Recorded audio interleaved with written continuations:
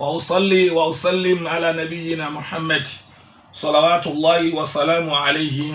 وعلى آله وأصحابه ومن اقتدى بأثره واستنى بسنته إلى يوم الدين. أما بعد، السلام عليكم ورحمة الله وبركاته. وعليكم السلام ورحمة الله وبركاته. lẹ́yìn ìgbà tí a dá ọpẹ́ fún Ọlọ́run Allah subhanahu wa ta'ala, a tọrọ àlékún kẹ́ fún ànábì, àwọn aráalé rẹ̀, àwọn sàhábà rẹ̀ àti gbogbo olùjọ́sìn lójú ọ̀nà tọlọ́run tó jíṣẹ́ rẹ̀ tálíkì amòfìdí abẹ́nú àánú rẹ̀ Ọlọ́run mọ́yọ́ àná kó nínú ìkẹ́nà Ọlọ́run. Àmín. a tún kí wa padà sórí ètò wa Al-Balag eléyìí tó máa ń wá sí tìgbọ́ wá dédé àsìkò yìí. abẹ́nú àánú rẹ̀ Ọlọ́run kó jọ kó má sàgbà lẹ́sìn lọ́wọ́ wa, kó ṣe lókun fòrè fún aláyé àtàlálù kìyàmà, níbi tí a ti ń gbé yẹ̀wò tírà tí bàbá wa kọ, àwọn mẹ́lẹ̀ gbàgbé iṣẹ́ gbére tí bàbá yẹn ṣe kalẹ̀ àti gbogbo àwọn olùmẹ̀sìn tó ṣáájú. Ọlọ́run mọ́ sábà pàwọn pọ̀ kẹ́hìn tó ń bẹ láyé lọ́wọ́lọ́wọ́ àtàwọn jàǹfààní wọn, abẹ́nú àánú rẹ̀ Ọlọ́run bá ṣàlékún àpọ́nlé àlékún àlàáfíà fún wọn ọlá ìpín méjì rẹ̀ Ọlọ́run. òun náà ni tírà al-usulu thalatha, àwọn ìpìlẹ̀ mẹ́ta tó dá lórí àwọn ìbéèrè mẹ́ta tá a máa ń sọ fún wa, lẹ́yìn tó jẹ́ pé gbogbo wa lọ́kùnrin àti lóbìnrin tá a gbọ́dọ̀ múra sílẹ̀ pé níjọ́ tá a bá pàdé Ọlọ́run nínú sàárè, lẹ́yìn tá a pàdé àwọn màláíkà, nínú tá a gbọ́dọ̀ nígbàgbọ́ lórí ẹ̀ gẹ́gẹ́ bí mùmínì, nínú àwọn ìbéèrè tí wọ́n máa bi wá, ó ní ìpìlẹ̀ mẹ́ta ìdálé lórí: ta lọ́ba tó dá wa,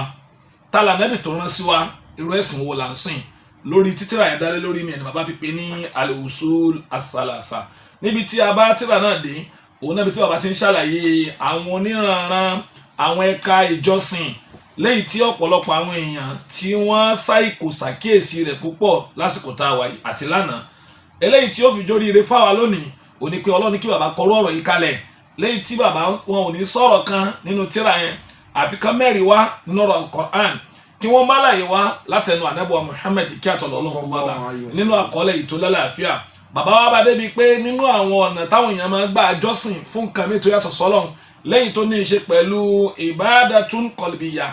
àwọn ìjọsìn àfọkànṣe, aníjọsìn àfọkànṣe ìfaraṣe, sọtí as-salah ọ̀kan nínú ẹ̀ka ìjọsìn ni, as-siyam ọ̀kan nínú ẹ̀ka ìjọsìn ni, alhaji ká lọ sí Mẹ́kà láti lọ jọ́sìn fọ́lọ́run ọ̀kan nínú ẹ̀ka ìjọsìn ni. àmọ́ àwọn ìjọsìn kan wà tó jẹ́ wípé ó tóbi púpọ̀, bẹ̀tẹ̀ àwọn ọ̀pọ̀lọpọ̀ àwọn èèyàn lé ní wò lákàsí ẹ̀ nínú ẹ̀bẹ̀ládé ní ìjẹ́jọ́ tí bàbá ní wadalilu. ودليل الرغبة والرهبة والخشوع قوله تعالى إنهم كانوا يسارعون في الخيرات ويدعوننا رغبا ورهبا وكانوا لنا خاشعين. إنهم كانوا يسارعون في الخيرات. Allah subhanahu wa ta'ala nígbà tí a ti ṣàlàyé nínú ẹ̀ka mẹ́ta tí ń bẹ nínú àyà yẹn, nínú àwọn ẹ̀ka ìjọsìn ar-raghba, ìsojú kòkòrò. tábàwọ̀ ar-raghba bá ṣe ṣàlàyé ẹ̀ fún wa níjẹ̀jọ́, òun náà ni kéèyàn máa tọrọ nǹkan lọ́dọ̀ Ọlọ́run tó sì níran kàn pé tó ń fẹ́ òun fẹ́ kó múṣẹ fóun, òun là ń pè ní ar-raghba. ó fẹ́ yàtọ̀ díẹ̀ sí ar-raja. ar-raja òun tẹ̀ yẹn kàn ran kan ni wípé mo ràn kan orí báyìí lọ́dọ̀ Ọlọ́run, walakin ar-raghba èèyàn ó máa tọrọ, yóò máa ran kan, yóò tún máa tọrọ lórí n tó fẹ́ kọ́lọ́ọ̀bà aláwọ̀ ṣe fóun, ọ̀kan nìyẹn. war-ra'ba ìmáa bẹ̀rù, ìbẹ̀rù yìí ó yàtọ̀ sí al-khawfu díẹ̀, bẹ̀ wọ́n jọra wọn. bó ni wọ́n ti wá yàtọ̀, téèyàn máa ń bẹ̀rù sọtí ó kàn bẹ̀rù lásán ni, bóyá ó náà sí fíẹ̀ nínú ọkàn rẹ̀. walakin ar-rahba, rọ́ọ̀bà tiẹ̀ yóò tún wá máa wá ìsọ lórí ẹ̀, n ti ń bẹ̀rù yẹn yóò wá tún máa wá ìsọ, yóò máa ṣọ́ra fún látara tí ń bẹ̀rù ló fi yàtọ̀ díẹ̀. walakin ìta wà lórí ẹ̀ lónìí ó ní al-khushu'. al-khushu' yìí iṣẹ́ ọkàn ni. tá a bá rí nígbà tá a nẹ́bọ̀ Muhammad sallallahu alaihi wasallam tọ́lọ́ ṣàlàyé àwọn tí wọ́n jèrè nínú àwọn kírunkírun, kí ló fi ròyìn wọn? ó ní qad aflaha al-mu'minun alladhina fi salatihim khashi'un. ó ní qad aflaha al-mu'minun, ó láwọn mùmìnì ti jèrè. ó wá fẹ́ ṣàlàyé irú ìran ọ̀nà wo ni mùmìnì ó gbà jèrè. ó wá ní alladhina hum, ó làwọn tó bá jẹ́ mùmìnì olùgbàgbọ́ sọ́lọ́run tí ń kírun, tó jẹ́ pé nínú òrun wọn khashi'un, ìyẹn ni wọ́n ń kírun tọkàn àtara. a jẹ́ wípé ìrun tọ́lọ́ọ̀bà Allah ń béèrè lọ́wọ́ wa, òun náà ní irun. wọ́n ní kí ló dé tẹ́ ń bẹ̀rù báyìí? yóò ní ọkàn mi ò balẹ̀ ní. ìyẹn ni pé ó ń gbé pẹ̀pẹ̀, ọkàn rẹ̀ wà níbi tí ń ṣe, ọkàn rẹ̀ tẹríba, kì í ṣe para nìkan ló tẹríba, gbogbo ọ̀pọ̀lọpọ̀ àwọn èèyàn lónìí wọ́n ń forí kanlẹ̀ fọba tó dá wọn ní bẹ̀ǹjẹ́ ọkàn tẹ̀ láti ṣàlàyé fún àjẹjọ ọkàn ló kọ́kọ́ gbọ́dọ̀ tẹ̀ kó tó di pé ara ó tẹ̀ tó bá yẹ pé ara lásán ní bá ń tẹ̀ tọ́kàn ò tẹ̀ èèyàn kírun mùnáfíkí nìyẹn ìyẹn ni pé ọ̀tọ̀ ni tó wà lórí ọkàn rẹ̀ ọ̀tọ̀ ni tí ń sọ síta àmọ́ kéèyàn tó tẹ̀ ọkàn rẹ̀ ó kọ́kọ́ tẹ̀ fọba adẹ́dà tọ́kàn bá wá tẹ̀ yóò wá rọrùn fún gbogbo oríkèéríkèé ara láti farabalẹ̀ wọ̀sùkúnù àrkàn gbogbo tí ń jẹ́ ka oríkèéríkèé ara wà balẹ̀ fọlọ́n èèyàn wà kírun fọlọ́n lẹ́nu farabalẹ̀ lẹ́ni tó jẹ́ pé yóò kí ní pẹ̀lú farabalẹ̀ tabatuwo ní suratu Taha ìyẹn Quran 20 ayah 108 Allah Allah subhanahu wa ta'ala ó ní wa khashatil aswatu lirrahman fala tasma'u illa hamza ó ní tó bá di jọ́ al-qiyama khashatil aswat gbogbo tí ń jẹ́ ohun pátápátá ìyẹn ni pé gbogbo ariwo téèyàn máa pa tó bá tabá wà gbangba al-qiyama gbogbo ohun yóò rẹlẹ̀ ìyẹn ni pé ẹ ní gbọ́ ariwo kankan kò sẹ́ni tí ó sẹ̀sọ́ mílẹ̀ pé ẹ dákẹ́ gbogbo wọn kàn dákẹ́ fọlọ́ ọba dẹ́dà látara kíni látara ẹ̀rù illa hamza ntẹ́ kà máa gbọ́nu káwọn èèyàn máa bẹ́ẹ̀ kì í ṣe pé ẹ̀kọ́ sọ̀rọ̀ ọjọ́ ẹ̀kọ́ sí ìyẹn ni pé ọkàn wa ara fẹ́ sọ̀rọ̀ àmọ́ kàn ò jẹ́ ìyẹn ni pàtàkì al-khashya láàyè mi Al-Qur'an tún sọ fún wa ní Suratul Hadid ayah 16 ó lè alam ya'ni للذين آمنوا أن تخشع قلوبهم لذكر الله وما نزل من الحق. ألم يأن للذين آمنوا سكوتي يعني فاwọn táwọn nígbàgbọ́ sọ́lọ́run أن تخشع قلوبهم àrípa ní al-khashya ọ̀rọ̀ kan ní ó wá ní lidhikrillah níbi ìrántí Ọlọ́run ibẹ̀ láti rí pé téèyàn ó bá ṣèrántí Ọlọ́run káhán tó ṣèrántí yẹn ọkàn gbọ́dọ̀ kọ́kọ́ ṣe mo la ṣe máa ń fọkàn sí ìrántí Ọlọ́run òun láwọn sún gbogbo àwọn tó ń ṣàfikàr ẹni tó mú tẹ́sùbí lọ́wọ́ tó fẹ́ fà á ó fẹ́ fà tẹ́sùbí ń ṣe nǹkan mi ọkàn rẹ̀ ò sí mbẹ̀ so ọwọ́ ló kàn fi ń ṣe nǹkan ká tó di pa fọwọ́ ka àṣkàr èyí ó sì rántí Ọlọ́run pẹ̀lú ọwọ́ so ti ọkàn rẹ̀ an takhsha qulubuhum li dhikrillah ọkàn rẹ̀ ó kọ́kọ́ máa gbẹ̀rẹ̀ pípé iwájú ẹni tí mo wà mo gbọ́dọ̀ submit mo gbọ́dọ̀ farabalẹ̀ ó wá ní wa ma nazala minal haqq àti ntọ́lọ̀ ọba aláwa sọ̀kalẹ̀ nínú kíni nínú òdodo yẹnu tíra rẹ̀ tábà lọ wo àlámọ̀rí a rí i pé ó pàtàkì púpọ̀ ká lọ ń kọ́ gbogbo ẹni tí ó bá jọ́sìn fọlọ́ ọba àbá subhanahu wa ta'ala kò gbọ́rọ̀ lẹ́lòmí tí ó bẹ̀rù bó ni bàbá tí wàá fẹ́ rò papọ̀ tó fi kà sínú ìjọsìn ìtumọ̀ ẹni pé ọlọ́ọ̀ba nìkan ṣoṣo lẹ́mí wá gbọ́dọ̀ pọn kẹ̀kẹ́ fún tó bá ti di pé ẹ̀mí èèyàn ń bẹ̀rù nínú rẹ̀ sẹ́lẹ̀mí tó yàtọ̀ sọ́lọ́ ó ti dẹ́bọ̀ nìyẹn àjẹ́ pé al-khushu'u li ghayri Allah shirk kẹ́mi ó máa bẹ̀rù kó máa páyà ní kí ha ti ń ṣẹlẹ̀ kó wà wájú èèyàn kó rí pé gbogbo ara ẹ̀ pátápátá sì tutù pé bí mo ṣe rí ara mi kẹ́ tutù ní gbogbo tí ń sọ ní máa ń gbọ́ tẹ́yìn bá ilé débẹ̀ yẹn fún yàn àjẹ́ pé yẹn ti ń sin nǹkan mi tó yàtọ̀ sọ́lọ̀ so ó dẹ̀ tóbi púpọ̀ tá a gbọ́dọ̀ mójútó nínú ẹ̀ka tí bàbá pín ìjọsìn sí òun náà ni al-khashya ìpáyà al-khashya ìpáyà ìyàtọ̀ wà láàrin díẹ̀ ìgbàjọ̀ kékeré wà láàrin al-khashya àti al-khawf ìbẹ̀rù àti ìpáyà a rí pé ìpáyà la pé al-khawfu èyàn ò máa bẹ̀rù yẹn torí agbára rẹ̀ walakin al-khashya so tiye yóò máa páyà rẹ̀ wípé a rí pé alámọ̀rí inú ọkàn olóò ti ṣẹlẹ̀ so ó fẹ́ jọra wọn torí bàbá máa pọ̀ tún àwọn kìíní ìjọ ni bẹ̀ wọ́n yàtọ̀ síra díẹ̀ wal ihtiraz minhu èèyàn wa máa wá ìsọ pé kìíní yóò gbọdọ̀ kàn yẹn lọ́lọ́ọ̀bà aláà ó fi sọ fún anábọ̀ Muhammad ní Suratul Baqara Quran 2 ayah 109. فلا تخشوهم واخشوني ولأتم نعمتي عليكم ولعلكم تهتدون. فلا تخشوهم ó ní ẹ gbọ́dọ̀ páyà wọn torí pé kò sí tó máa ń bí ìpáyà fún yàn àfi téèyàn bá mọ Ọlọ́run ló fà tó dé pé al-khashya maqrunatu bi ma'rifatillah téèyàn bá mẹni tí ń sìn kò lè páyà rẹ̀ a jẹ́ pé òun ní í ṣe pẹ̀lú béèyàn bá ṣe mọ Ọlọ́run tó ni ó sì páyà rẹ̀ tó bá ṣe mọ Ọlọ́run tó ni ó sì páyà ìyàtọ̀ wà láàrin ẹ̀rù nìyẹn ẹ̀rù bà mí ìyẹn lè má mọ tí ń dẹ́rù bà kí ni ó ní ìtẹ̀ mọ tí sàn dẹ́rù bà mí ṣe pé kò mọ̀ nìyẹn àmì lẹ́yìn khashya yóò ní í ṣe pẹ̀lú mímọ̀ tá a mọ Ọlọ́run pé sí gbàgbára rẹ̀ ṣe tó ní àwọn àmì páyà rẹ̀ wọ́n wà ní kí ló dé ó tóbi púpọ̀ agbára rẹ̀ kò sí tí ò lè fi wá ṣe ìyẹn ní khashia ó ní al-Qur'an Ọlọ́run subhanahu wa ta'ala ó wá ń ròyìn àwọn tí wọ́n máa páyà òun jù ó wá ní innama yakhsha Allaha min ibadihi al-ulama. innama yakhsha Allah ó ní ẹlọ́mọ̀ dájúdájú o kò sẹ́lòmíì tó lè páyà Ọlọ́run tó tọ́ wọn kí ni al-ulama nínú àwọn ẹrú sí Ọlọ́run ìyẹn ni pé àwọn olùmẹ̀sìn náà máa ń bẹ̀rù Ọlọ́run jù yóò jẹ́ nǹkan tí ó yà wá lẹ́nu púpọ̀ ìmọ̀ a gbọ́dọ̀ fi ṣe mikias òṣùwọ̀n àṣẹ àpẹẹrẹ táàfin mọ̀ pé lágbájá àǹfààní ìpáyà Ọlọ́run rẹ̀ ni tí ò bá ti páyà Ọlọ́run ajẹ́ pé kò mọ Ọlọ́run tí ń ròyìn rẹ̀ fún wa bẹ́ẹ̀ yẹn bá ṣe mọ Ọlọ́run tó bẹ́ẹ̀ ni ìpáyà yóò ṣe kí ni yóò ṣe tó tẹ́ bá wá rẹ̀ yẹn kan tó lóun mọ Ọlọ́run ó nímọ̀ ẹ̀sìn àmọ́ kò páyà Ọlọ́run ajẹ́ pé kò nímọ̀ yẹn ó kàn ń pàpè mọ́ra rẹ̀ ni torí pé àwọn tọ́lọ̀ ọba Allah sọ pé yóò páyà òun jù ó ní innama yakhsha Allah min ibadihi al-ulama àwọn tí wọ́n nímọ̀ nípa al-Qur'an al-ulama àwọn tí wọ́n nímọ̀ nípa sunnah Ànábì Muhammad al-ulama àwọn tí wọ́n nímọ̀ nípa ìdájọ́ ẹ̀sìn ẹ rí pé àwọn èèyàn ni wọ́n máa páyà Ọlọ́run ní kọ̀kọ̀ àti ní gbangba torí pé wọ́n mọ̀.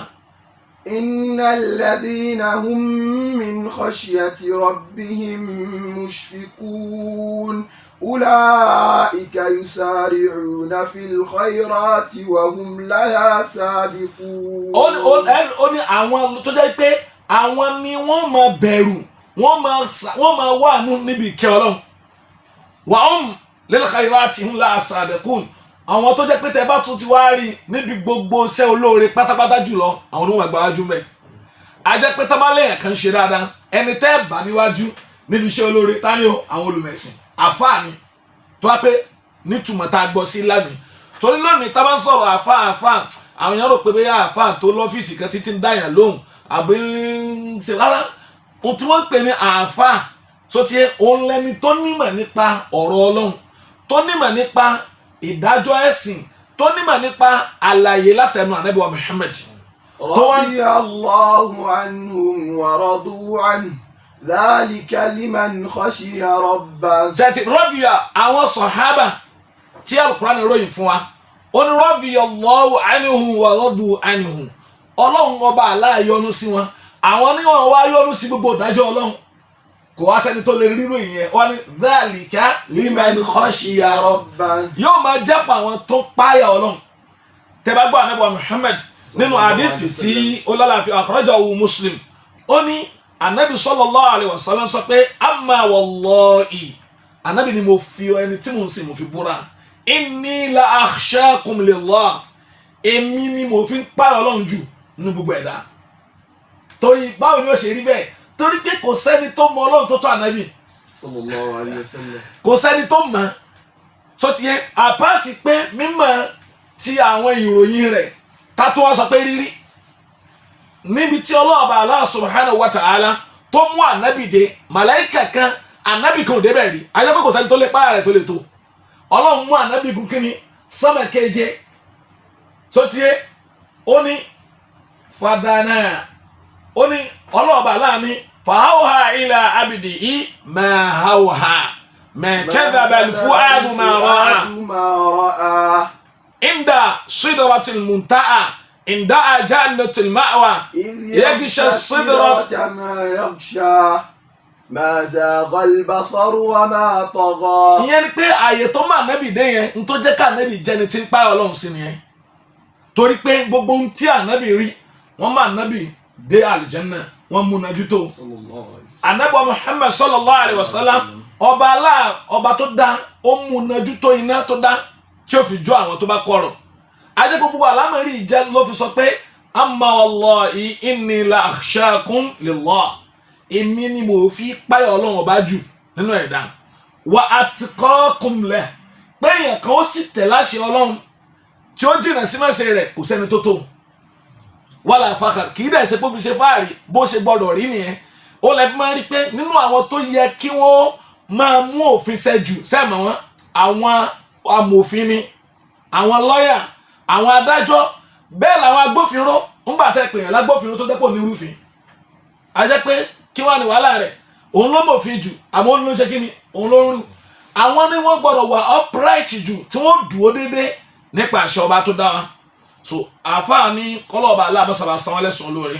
wọ́n ní ajẹ́ wípé ọlọ́ọ̀bà aláà ní fala takhshawhum. fala takhshawhum wakhshawni. ẹ má páyà wọn o Allah ẹ wọ ọlọ́ọ̀bà aláà ìyẹn ni pé téèyàn bá fẹ́ fọkàn balẹ̀ nínú gbogbo ohun tí mo páyà láyà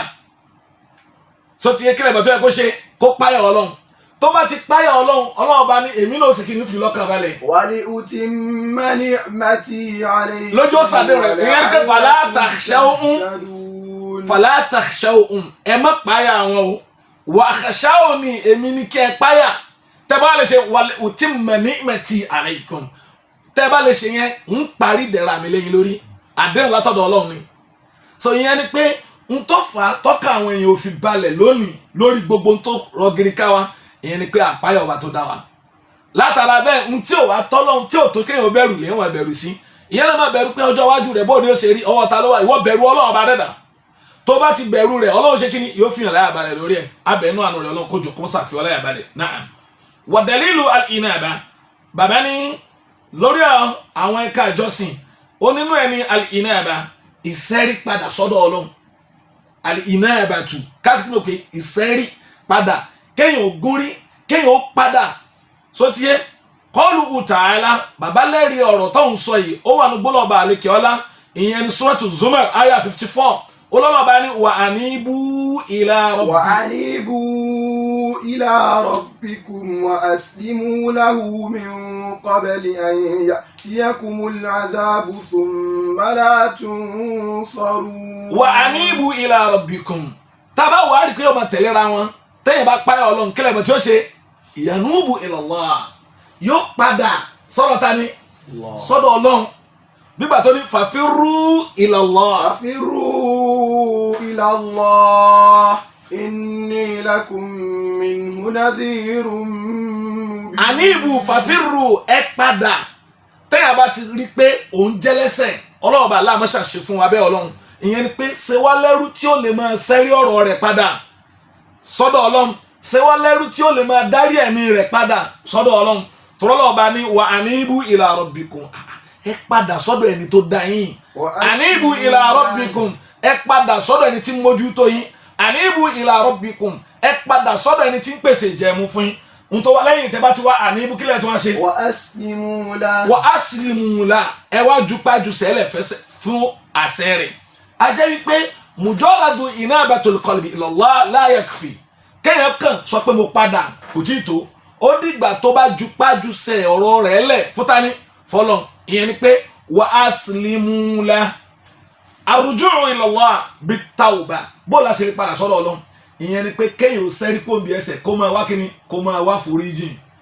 sotie yóò máa kíni yóò máa wá Ọlọ́run lálá foríjì èèyàn ò sì tí lè wá lá foríjì until tí ó fi kó ń di ẹsẹ̀ òní àníbù àtúbù ila Allah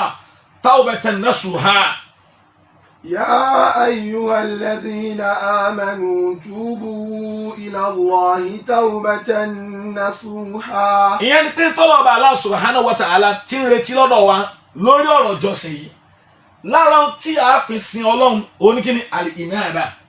ìsẹ́rí padà tàbá wá sẹ́rí padà látara pàǹtúbá kóńdé ẹsẹ̀ wa àmọ́ ń ṣàlàyé fún wa tó bá sọ pé èèyàn túbá kóńdé ẹsẹ̀ ìyẹn ni pé yóò kọ ẹ̀ṣẹ̀ yẹn lẹ́lẹ̀ yóò jìnà sí. wa man yakfiru dhunuba illa Allah wa lam yusirru ala ma fa'alu wa hum ya'lamun. wa lam yusirru ala ma fa'alu ntí sẹtẹ́lẹ̀ yẹn kò ní ṣe mọ́. ẹlẹ́ẹ̀kẹta yóò kábàámọ̀ lórí èyí tó ti ṣe ṣáájú. ẹlẹ́ẹ̀kẹrin yóò wá pinnu pé òun ò ní padà sí díẹ̀ mọ́. hadha shurutu tawba. lẹ́yìn yẹn kí ni wàá ṣe wal ikhlas gbogbo sẹ́ tí ó wà máa ṣe lẹ́yìn ìgbà yẹn yóò máa ṣàfọ̀mọ́ rẹ̀ fúnta ní fún ọlọ́ọ̀bá alánìkan ṣoṣo torí pé wa ma yaghfiru dhunuba illa Allah kò sẹ́ni lè forí nǹkan ẹ̀ṣẹ̀ jìyàn tó lè ṣàánú yàn tó tó ta ni tó tó ọlọ́ọ̀bá Allah subhanahu wa ta'ala bàbá nínú èyí tó kù nínú ẹ̀ka àjọsìn òun náà ni al-isti'ana alikílápé al-isti'ana nínú ọ̀nà táwọn èèyàn ń gbà fi sin ẹlòmíì tó yàtọ̀ sọ́ba Allah òun náà ni kí ni isti'ana kí ló ń pè ní al-isti'ana òun náà ni ìmọ̀ wá ìrànlọ́wọ́ ìwá ìkúnlápá lọ́dọ̀ ẹlòmíì tó yàtọ̀ sọ́ba tó dá wa sọ ti yé wa nígbà míì ọ̀rọ̀ yìí ó lè má jẹ́ nǹkan téèyàn máa ń fẹnu sọ bẹ́ẹ̀ ọkàn rẹ̀ tó bá wà wájú ọba tí ń bẹ̀ ọba tí ń kírun fún ọba tí ń jìrẹ̀ bẹ́ẹ̀ fún kò ní fẹ̀mí ṣe torí ẹ ṣáàjà lọ kírun ẹ wọ́n gbà sẹ́ẹ̀ bẹ́ẹ̀ lọ́ọ̀ ni à ń bẹ̀ náà ìtumọ̀ ẹni pé ẹ̀mí rẹ̀ ò wá ràn lọ́wọ́ lọ́dọ̀ ọba tó dá tẹ́ẹ̀mì rẹ̀ bá ń wá ràn lọ́wọ́ lọ́dọ̀ ọba tó dá ẹ má jẹ́ kí ìtàn ọkàn rẹ̀ ó balẹ̀ bẹ́ẹ̀ ni kò ní ṣe iyèméjì al-isti'ana ìmọ̀ wá ìrànlọ́wọ́ a kì í ṣe fẹ́lòmíì tára máa ń ṣe fún Allah nìkan lójó kọ́lọ́ ọba Allah ó ṣe fún wa nínú súrà tẹ́mi àti tá a jẹ́ mùsùlùmí lọ́kùnrin àti lóbìnrin tá a lè ṣe kámẹ́kà lẹ́ẹ̀márùn at least a ti kọ́kọ́ repeat ẹ̀ lẹ́ẹ̀márùn bó tiẹ̀ jẹ́ pé ó lè jẹ́ márùn lọ torí pé rúnrún àṣùbà ẹ̀ẹ̀mejì láàkà àyílà àkàlẹ̀ ẹ̀mẹ̀rin ẹ ti rí báwọn alásàrì àkàlẹ̀ ẹ̀mẹ̀rin magaribi ẹ̀mẹ̀ta ìṣá ẹ̀mẹ̀rin tẹ́bá kábẹ́rin ẹni pé ó di kírun ó pọ̀ wákàtí mélòó wákàtí márùn ẹgbẹ́ márùn lè yóò kà ọba Allah subhanahu wa ta'ala wọ́n sọ fún suratul Fatiha. Iyyaka na'budu wa iyyaka nasta'in. ó ní iyyaka na'budu wa iyyaka nasta'in. Allah àwọn olùmẹ̀sí sọ pé bíbà téèyàn ń sàdéhùn tí ń sáyẹn oath tí ń jẹ́jẹ́ síwájú ọba tó dáa ó máa ń yọ anilẹ́nu pọ̀ ńgbà téèyàn jí láàárọ̀ tó ní iyyaka na'budu wa iyyaka nasta'in ìrẹ́ ní máa sìn ọ̀dọ̀ rẹ ní sì máa wá ràn lọ́wọ́ sí adẹ́gbẹ́ méjèèjì yẹn tẹ̀léra wọn ni wọ́n ní tẹ́ bá rí ìgbà tọ́lọ̀bà láti iyyaka na'budu ìrẹ́ ní máa sìn ọ̀dọ̀ rẹ ní ọ́ ní àárí pé méjèèjì yẹn ìjọsìn ni wọ́n ní taqdimul 'am 'ala al-khass ó ti àkójọpọ̀ ó ti ṣáájú ó tó wá yọ nínú àkójọpọ̀ yẹn torí pé al-isti'ana ìwá ìrànlọ́wọ́ nínú ìjọsìn ni ó wá sọ pé irun tí ń kì í ọ̀dọ̀ rẹ ni ìrẹ́ nìkan ní máa kí fún ó tó wá fẹ́ sàdéhùn pé tí n bá tún wá kírun ìtàn gan ní wá ràn lọ́wọ́ lọ́dọ̀ ẹlòmíì àfọ̀dọ̀ rẹ àwọn olùbẹ̀sí sọ bá pé ọba Allah subhanahu wa ta'ala qaddama ad-damiru 'ala al-fi'l ó ti pronoun ṣáájú iṣẹ́ dà ló yẹ kó ṣáájú ìgbà sọ pé na'budu iyyaka tó pé yorùbá rẹ̀ tábà bẹ́ tu àmọ́ tu pé ìrẹ́ là á máa sìn sọtiyé na'budu iyyaka ìtumọ̀ ẹni pé ń tó jẹ́ kọ́lọ̀ ọba aláwọ̀ ti ṣáájú yẹn ìtumọ̀ lè ifadatul ikhtisas torí pé kò sẹ́ni tí ó yẹ ká sìn àyàfo òun láfi ní iyyaka ìrẹ́ nìkan ṣoṣo na'budu lásìkíní là á máa sìn tẹ́bá wọ̀ á rí pé ẹni tí ń sọ gbọ́dọ̀ ìwọ nìkan ni o wọ́n ń lo pronoun àdàpé àwọn tó pọ̀ ìtumọ̀ ẹni pé ìrẹ́ nìkan ṣoṣo àtẹ̀mí àti gbogbo ẹ̀dá tó dá ìrẹ́ nìkan ló yẹ ká máa sìn ìtumọ̀ iyyaka na'budu nìyẹn sotie wa iyyaka nasta'in fa ibadatul isti'ana haqqu lillah ká wá ìrànlọ́wọ́ ọ̀dọ̀ ọlọ́ọ̀bá Allah nìkan náà la máa jẹ́ kíní láti máa wá na'am. Qala Musa liqawmihi ista'inu billahi wasbiru. Qala Musa liqawmihi ẹ̀túgbọ́ anábì Musa alayhi salam òun gan sọ fáwọn ìjọ rẹ̀ ó kíni ista'inu billahi wasbiru. Inna ardallahi wasi'a. ìyẹn ni pé Innal arda lillah. ẹ lọ mọ̀ pé ìwá ìrànlọ́wọ́ ọ̀dọ̀ Ọlọ́run nìkan ẹ wá àmọ́ ẹ ṣe sùúrù torí pé gbogbo tí ń bẹ lórí ilẹ̀ pátápátá àtẹ̀gbọ́ àtòrò rẹ̀ ọlọ́ọ̀bà Allah lónìí. Yurithuha man yasha'u min ibadihi. Ànábì Musa alayhi salam ó ń fún àwọn Bani Israel ó fún wọn ní gbìyèlé tó tiẹ̀ tábà lọ wo hadithi tánàbì sallallahu alayhi wa sallam tó fẹ́ kọ́ ọmọ kékeré kan Abdullahi ibn Umar ó ní ya gulam inni u'allimuka kalimatin so tiẹ̀ ó ní jẹ́ nǹkan ẹ̀ náà gbọ́dọ̀ nǹkan a máa ń pè ní talqinul aqida táwọn náà gbọ́dọ̀ lè kọ́ ọmọ wa wọn ní ihfadillah yahfadik ihfadillah tajidu tujahak ó ní wa'lam anna al-ummata law istama'ta ala an yanfa'uka illa bi shay'in la yanfa'uka illa bi shay'in qad katabahu Allahu alayk ó ní láyé wọn ní wasta'in billah al-isti'ana ìwá ìrànlọ́wọ́ ìwákìlá pé ìrànlọ́wọ́ ọ̀dọ̀ ọlọ́ọ̀bá nìkan là máa ti wá ọ̀dọ̀ ọlọ́ọ̀bá nìkan ṣoṣo là máa ti wá bẹ́ẹ̀ ọ̀pọ̀lọpọ̀ àwọn èèyàn wọ́n máa rò pé bẹ́ẹ̀ nígbà ìsásítà ń ta fasta'in billah tó o bá ń wá ìrànlọ́wọ́ fasta'in billah, ọ̀dọ̀ Ọlọ́run ni kò ti wá ìrànlọ́wọ́. Ìwá ìrànlọ́wọ́ lọ́dọ̀ Ọlọ́run àwọn olùmọ̀ sọ pé kò sí, ó yàtọ̀ sí ìwá ìrànlọ́wọ́ lọ́dọ̀ ẹrú lórí ọ̀rọ̀ tí kì í sọ̀rọ̀ jọ́sìn àbí lórí ọ̀rọ̀ tá a mọ̀ pé lágbájá ó lè ṣe bí kí ni dákun ràn mí lọ́wọ́ bá ń ti mọ́tò mi, ìyẹn ò sí níbi ìwá ìrànlọ́wọ́ so àní tì sí ìyẹn ò sí nínú ìjọsìn tá à ń sọ pé lágbájá dákun ràn mí lọ́wọ́ bá ń ti mọ́tò mi ṣèbẹ́yìn náà ni kí n ràn yín lọ́wọ́, ẹni kí n máa gbọmọ yín ṣiṣẹ́, ẹni kí n ràn yín lọ́wọ́, ẹni kí n fún yín lówó, ìyẹn kọ́. Níbi tó jẹ́ pé la yaqdiru ahadun illa Allah, kò sẹ́yìn kankan tó ní kápá rẹ̀ àyàfi kí ni àfọ̀bà Allah nìkan. So ti a jẹ́ pé al-isti'ana min ikhtisasi ubudiyyati lillah, nínú ìdásàlẹ́sà ìdásàyàn tí ò sẹ́ni tá a máa ń wá ìrànlọ́wọ́ lórí ẹ̀ àyàfi tani àyàfi ọba Allah nìkan ṣoṣo. So ó gbọ́dọ̀ yé wa dájúdájú pé gbogbo àlámọ̀rí ìjọsìn wa ta ni ó gbọ́dọ̀ jẹ́. wasta'inu bis-sabri was-salah. Nínú tí a máa tún gbà fi wá ìrànlọ́wọ́ ó ní wasta'inu bis-sabri was-salah, ẹ wá ìrànlọ́wọ́ pẹ̀lú ìnísùúrù nítorí tọ́lọ́run. Ó wá kí ni was-salah ẹ̀ ìtumọ̀ ẹ̀ ni pé tẹ bá tún fẹ́ wá ìrànlọ́wọ́ ẹ wá ìrànlọ́wọ́ lọ́dọ̀ Ọlọ́run níbi kẹ́ máa jọ́sìn fún. Tẹ bá ti jọ́sìn fún, tẹ bá ti ń kírun fún, tẹ́ ń bẹ lórí ìrun yẹn túmọ̀ pé ẹ̀ ń wá ìrànlọ́wọ́ lọ́dọ̀ ẹ̀ nìyẹn. Tá bá wá ìrànlọ́wọ́ lọ́dọ̀ Ọlọ́run ọkàn wa ó balẹ̀. Tá bá wá ìrànlọ́wọ́ lọ́dọ̀ ẹ̀dá tí ò bá ti ṣe ẹ padà sọ́dọ̀ Ọlọ́run. Tọ́lọ́ ọba Allah bá ti rọ ẹ̀mí èèyàn gbogbo tẹ́ ń wá lọ́dọ̀ rẹ̀ ni ó ṣe. Tí ìrànlọ́wọ́ bá Allah ò bá ṣáájú fún yàn kò sẹ́rù tó lè ran ni lọ́wọ́ o. Fa iza sta'anta fasta'in billah. Tó bá kọ́kọ́ wá ìrànlọ́wọ́ ó fẹ́ fi bùkátà rẹ̀ lọ yàn Ọlọ́run ni ó kọ́kọ́ fi lọ. Tó o bá ti fi lọ bọ́ Ọlọ́run wájú bẹ́ẹ̀ tó bá kọ́kọ́ gbé lọ bẹ́rú ẹrú ó jẹ ìkulẹ̀ abẹ́nú àrùn rẹ̀ Ọlọ́run sí wa lẹ́rú tí ó lè máa padà sọ́dọ̀ rẹ̀ tí ó lè máa wá ìrànlọ́wọ́ lọ́dọ̀ rẹ̀ láì pé méjì rẹ̀ Ọlọ́run kó jọ kó dẹ̀ tó wa fúnra rẹ̀ kó má lè wa bá ẹ̀dá nú àwọn ẹ̀dá tó dá láì pé méjì rẹ̀ subhanakallahumma bihamdik nashhadu an la ilaha illa anta nastaghfiruka wa natubu ilayk subhana rabbika rabbil izzati amma yasifun wa salamun alal mursalin walhamdulillahi rabbil alamin.